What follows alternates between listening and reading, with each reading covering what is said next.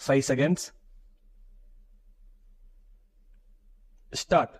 அன்பர்களே, நண்பர்களே, வணக்கம்.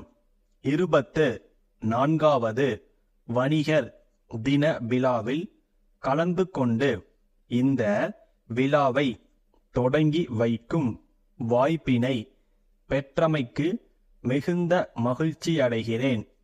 நமது மக்களில் 70% பேர் கிராமங்களிலே, குக்கிராமங்களிலே வாழ்ந்து கொண்டிருக்கிறார்கள்.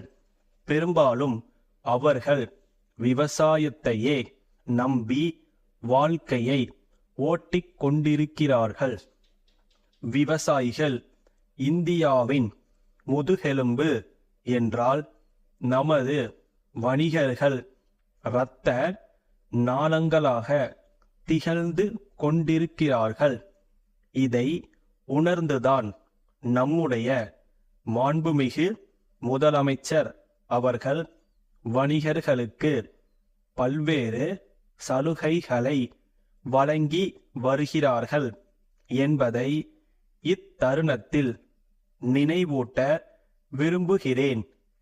வணிகர்களுக்கு என்னென்ன சலுகைகள் வழங்கப்படுகின்றன என்பதை பட்டியலிடும்போது குறிப்பாக சொல்ல வேண்டுமென்றால் பல முனை வரியை ஒரு முனை வரியாக மாற்றினார்கள்.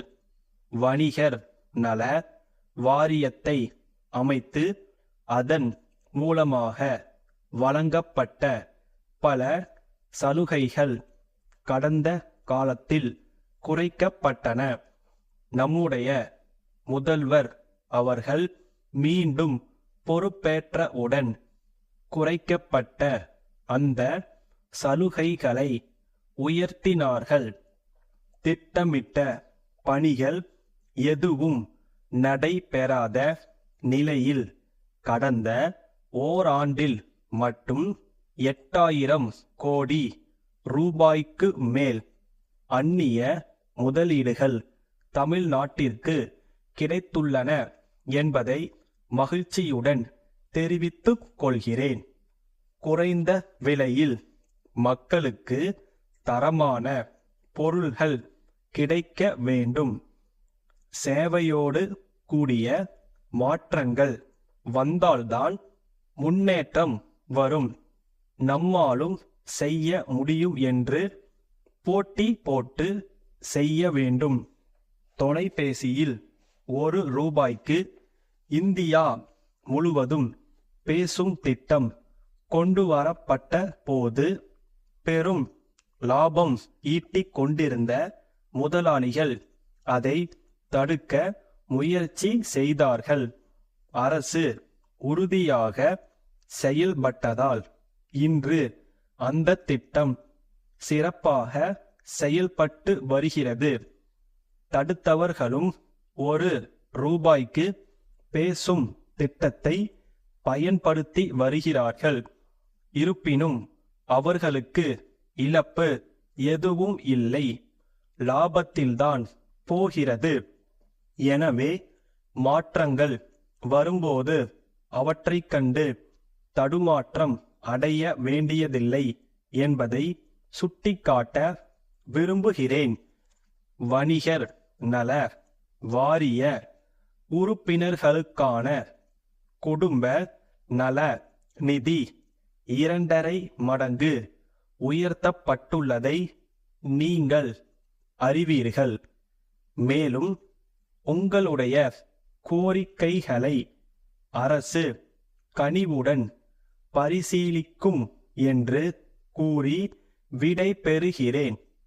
தஞ்சாவூர் மேட்டுத் தெருவில் உள்ள கால்நடை தீவன உற்பத்தியாளர் கூட்டமைப்பின் மேலாளர், திருநெல்வேலி மாரியம்மன் கோயில் தெருவில் உள்ள கால்நடை தீவன பண்டகசாலை நிர்வாகிக்கு எழுதும் கடிதம்.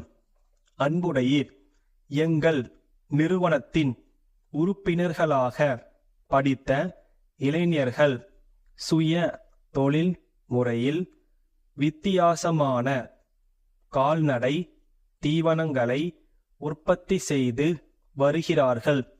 தற்போது கோரைப்புல், சோளத்தட்டை, வைக்கோல், நவ தானியங்கள் ஆகியவற்றைக் கொண்டு சுகாதார முறையில் கூட்டுத் தீவனம் ஒன்றை தயாரித்துள்ளார்கள். கறவை மாடுகளுக்கு என்றே தயாரிக்கப்பட்ட தீவனம் இது. இதை உட்கொண்ட பசுக்கள் அதிகமாக பால் கொடுக்கின்றன. வெண்ணெயையும் அதிகமாக கிடைக்கிறது.